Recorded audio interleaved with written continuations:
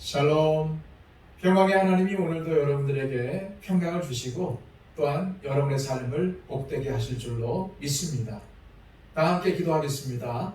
아버지 하나님, 깊은 잠에서 우리를 깨워주셔서 이 새벽, 이 아침에 하나님께 먼저 무릎 꿇게 하시고 하나님의 동행함으로 이 하루를 시작할 수 있도록 인도하심 감사합니다. 아버지 하나님, 우리를 붙들어 주심을 감사합니다. 우리와 동행해 주심을 감사합니다. 우리 가운데 계셔서 우리에게 말씀하여 주심을 감사합니다. 하나님, 오늘도 말씀하시는 하나님을 만나게 하여 주시고 그 말씀의 깊은 의미를 깨달아 그 말씀대로 살아가는 순종의 하루가 되게 하여 주옵소서. 아버지 하나님, 우리의 삶이 하나님께 달려 있습니다.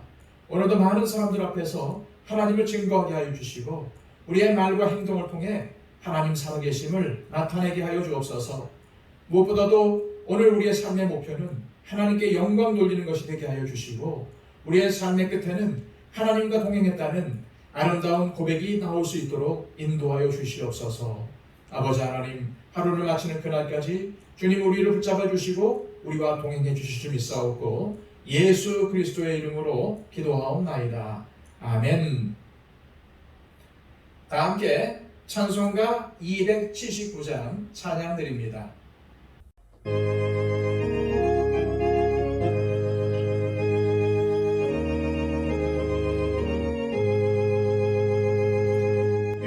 인내하신 곳에 주여 내가 비오니 죄인 홀하신 때에 날 부르소서.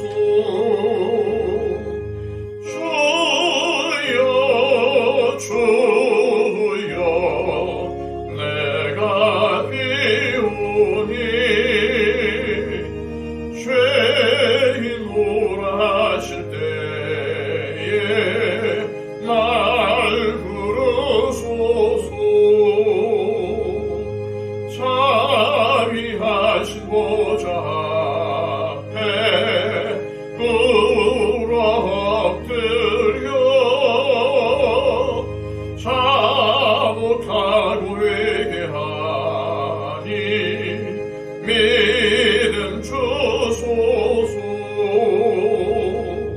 주여 내가 비오니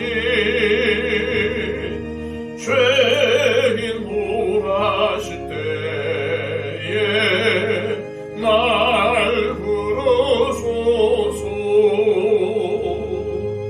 주의 공로 의지하여 주께 가오니 상한 마음을 고치시고 구원하소서.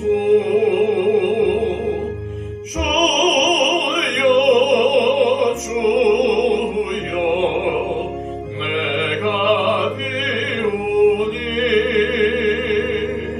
죄인 홀하실 때에 날 부르소서. 만복 끊은 우리 주여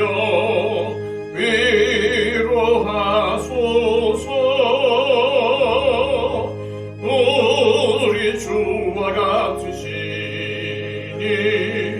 어디 있을까.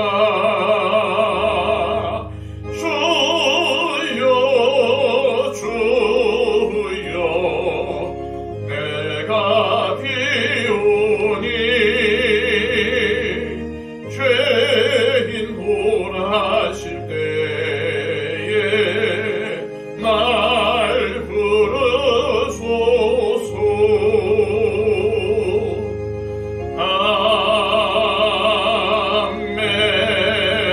아멘. 이 시간 우리에게 주시는 하나님의 말씀은 신약성경 갈라디아서 2장 11절로 21절까지의 말씀입니다. 신약성경 303쪽입니다. 게바가 안디옥에 이르렀을 때에 책망받을 일이 있기로 내가 그를 대면하여 책망하였노라. 야고보에게서 온 어떤 이들이 이르기 전에 게바가 이방인과 함께 먹다가 그들이 오매 그가 할례자들을 두려워하여 떠나 물러가매 남은 유대인들도 그와 같이 외식함으로 바나바도 그들의 외식에 유혹되었느니라. 그러므로 나는 그들이 복음의 진리를 따라 다르게 행하지 아니함을 보고 모든 자 앞에서 게바에게 이르되 네가 유대인으로서 이방인을 따르고 유대인답게 살지 아니하면서 어찌하여 억지로 이방인을 유대인답게 살게 하려느냐 하였노라.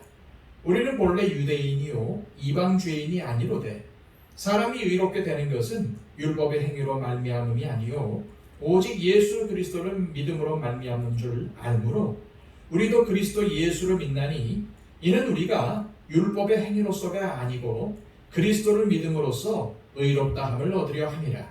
율법의 행위로서는 의롭다함을 얻을 육체가 없느니라. 만일 우리가 그리스도 안에서 의롭게 되려 하다가 죄인으로 드러나면 그리스도께서 죄를 짓게 하는 자냐? 결코 그럴 수 없느니라. 만일 내가 헐었던 것을 다시 세우면 내가 나를 범법한 자로 만드는 것이라. 내가 율법으로 말미암아 율법에 대하여 죽었나니 이는 하나님에 대하여 살려 함이라. 내가 그리스도와 함께 십자가에 못 박혔나니 그런즉 이제는 내가 사는 것이 아니요 오직 내 안에 그리스도께서 사시는 것이라. 이제 내가 육체 가운데 사는 것은 나를 사랑하사 나를 위하여 자기 자신을 버리신 하나님의 아들을 믿는 믿음 안에서 사는 것이라. 내가 하나님의 은혜를 패하지 아니하노니 만일 의롭게 되는 것이 율법으로 말미암으면 그리스도께서 헛되이 죽으셨느니라. 아멘. 유대인들은 자신들이 하나님의 말씀인 율법을 소유하고 있고 그 법을 준수하며 살아가려고 하기에 자신들은 의롭다고 생각했고 동시에 이방인들은 이 율법을 가지고 있지 않기에 죄로 가득한 불의한 사람들이라고 생각을 했습니다. 그래서 유대인들은 이방인들과 식사하는 것을 금지하였습니다. 따라서 어느 유대인이 이방인과 식사를 하다가 다른 유대인들에게 들키면 그것은 책망을 받을 만한 일이었습니다. 그러나 예수님의 복음은 유대인과 이방인을 구분짓지 않습니다.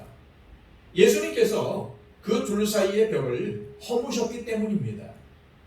유대인뿐만 아니라 이방인들도 예수 그리스도를 믿음으로 하나님의 자녀가 될 수 있습니다. 그래서 바울은 비록 유대인이었지만은 복음을 통해 이방인들 속으로 들어가서 그들과 함께 교제하며 복음을 전파했던 것입니다. 과거 바울은 안디옥 교회에서 사역한 적이 있었습니다. 안디옥 교회는 최초로 이방 선교를 시작했던 교회입니다. 그러던 어느 날 안디옥 교회에 게바, 즉 베드로가 방문을 했습니다. 베드로는 이방인 성도들과 함께 어울리며 식사 교제를 나누고 있었습니다. 베드로는 유대인이었지만은 이방인 백부장 고넬료와 그의 온 가정이 복음을 듣고 예수 그리스도를 영접하였을 때 그들에게 성령이 임하는 사건을 직접 목격했기 때문에 이방인과 식사하는 것에 대해서 거리낌이 없었을 것입니다. 하지만 때마침 예루살렘 교회에서 야고보가 파송한 유대인 그리스도인들이 안디옥 교회에 도착했습니다. 이방인 성도들과 식사를 하던 베드로는 유대인 그리스도인들을 보자 얼른 식사 자리에서 일어나서 숨었습니다. 사실 당시의 상황은 이랬습니다. 예루살렘 교회의 일부 유대인 지도자들은 이방인 그리스도인들에게도 할례를 비롯한 율법의 관습을 지키게 해야 한다고 주장을 했습니다. 그러나 사도행전 15장의 예루살렘 총회에서 베드로는 유대인도 능히 감당하지 못하는 율법의 멍에를 이방인 그리스도인들에게 부담시키는 것은 옳지 않다고 주장을 했으며 그로 인해서 총회에서는 이방인 그리스도인들에게 할례를 비롯한 율법의 조항을 강요하지 않도록 결의했습니다. 그런데 이러한 상황에서 베드로는 이방인과 식사하는 것이 궁극적으로는 자신에게 부정적인 영향이나 손해를 입힐 것 같은 생각이 들어서 눈치를 살피면서 식사 자리를 떠난 것입니다. 하지만 이런 모습은 저와 여러분들에게도 있습니다. 모임이나 직장에서 그리스도인이라고 하면은 손해를 볼 것 같은 생각이 들어서 믿지 않는 사람들과 어울리며 그들에게 예수를 믿는다고 밝히지 않는 것입니다. 그래서 주일은 그리스도인으로 살고 평일은 믿지 않는 자의 모습으로 살아가는 것이 우리의 모습일 수 있습니다. 사랑하는 여러분, 우리는 주일에만이 아니라 매일매일이 그리스도인이어야 합니다. 이 말은 주일만이 아닌 일주일을 가정과 일터와 사회 속에서 하나님을 의식하며 살아가는 것을 말합니다. 이것이 바로 예수 그리스도의 복음을 따라 사는 삶인 것입니다. 또한 복음의 진리 안에서는 할례받은 유대인과 할례받지 않은 이방인을 구분하는 차별이 존재하지 않습니다. 왜냐하면 복음 안에서는 모두가 똑같고 동등하기 때문입니다. 복음은 구분과 차별이 없는 평등이자 공평입니다. 이것이 바로 복음의 진리입니다. 그러나 오늘 본문을 보면은 초대교회의 사도들조차도 이 복음의 진리를 지키지 못했습니다. 오늘날 우리의 모습은 어떤지 생각해 봐야 합니다. 내 마음과 행동이 복음의 진리에 맞게 살고 있는지 아니면 차별과 선입견으로 채워져 있는지 말입니다. 이와 같은 베드로의 실수는 함께 식사하던 바나바를 비롯한 다른 유대인 그리스도인들도 같은 실수를 범하게 만들었습니다. 이들의 잘못된 행동이 앞으로 교회에 악영향을 미칠 것임을 안 바울은 복음의 진리를 헛되이 하지 않고 다른 유대 그리스도인들이 같은 잘못을 범하지 않기를 바라는 마음에서 베드로를 공개적으로 책망을 했습니다. 그리고 이것은 바울 자신의 사도권을 더욱 증명하는 계기가 되었습니다. 14절입니다. 그러므로 나는 그들이 복음의 진리를 따라 바르게 행하지 아니함을 보고 모든 자 앞에서 게바에게 이르되 네가 유대인으로서 이방인을 따르고 유대인답게 살지 아니하면서 어찌하여 억지로 이방인을 유대인답게 살게 하려느냐 하였노라. 바울은 베드로의 잘못이 복음의 진리를 따라 바르게 행하지 아니하였기 때문이라고 합니다. 그런데 이 베드로가 잘못하게 된 근본적인 이유는 무엇이었을까요? 12절입니다. 야고보에게서 온 어떤 이들이 이르기 전에 게바가 이방인과 함께 먹다가 그들이 오매 그가 할례자들을 두려워하여 떠나 물러가매. 베드로는 할례자들을 두려워했습니다. 이는 사람을 두려워했다는 말입니다. 할례자인 유대인들이 자신을 책망하고 이로 인해서 자신에게 어떠한 부정적인 영향이 생길지에 대한 두려움이 들었을 것입니다. 그러나 할례자도 무할례자도 모두가 하나님 앞에서는 죄인입니다. 그러므로 우리는 사람을 두려워할 필요가 없습니다. 사람을 두려워하게 되면 언제나 사람의 눈치만을 살피게 됩니다. 사람의 눈치를 살피다 나 자신의 가치도 잃고 복음의 진리 역시도 놓치게 되는 것입니다. 사람이 마치 나에게 영향을 미치는 것처럼 보이지만 그 사람을 움직이시는 것도 그 사람의 영향이 내게 못 미치게 만드시는 것도 결국은 하나님이십니다. 그러므로 우리는 사람을 두려워하지 말고 하나님을 두려워해야 합니다. 잠언 29장 25절의 말씀을 명심하시길 바랍니다. 사람을 두려워하면 올무에 걸리게 되거니와 여호와를 의지하는 자는 안전하리라. 바울은 베드로나 바나바와 같은 유대 그리스도인들이 이러한 잘못을 저지르게 된 것은 예수님에 대한 믿음보다는 율법을 따른 결과임을 알았습니다. 그래서 이렇게 말을 합니다. 자, 17절에서 19절까지의 말씀입니다. 만일 우리가 그리스도 안에서 의롭게 되려 하다가 죄인으로 드러나면 그리스도께서 죄를 짓게 하는 자냐? 결코 그럴 수 없느니라. 만일 내가 헐었던 것을 다시 세우면 내가 나를 범법한 자로 만드는 것이라. 내가 율법으로 말미암아 율법에 대하여 죽었나니 이는 하나님에 대하여 살려 함이라. 바울은 이 말씀에서 과거 자신이 유대교에 열심을 낼 때 율법으로 인해 의로워지려고 노력을 했지만은 결국 죄의식만 더 커지고 절대 율법의 요구를 충족시킬 수 없다는 사실을 깨달았다는 것을 밝힙니다. 다시 말해 율법을 지키는 것으로 하나님 앞에 나아갈 수 없으며 오히려 우리를 죄인 되게 하는 것이 바로 율법이라고 말한 것입니다.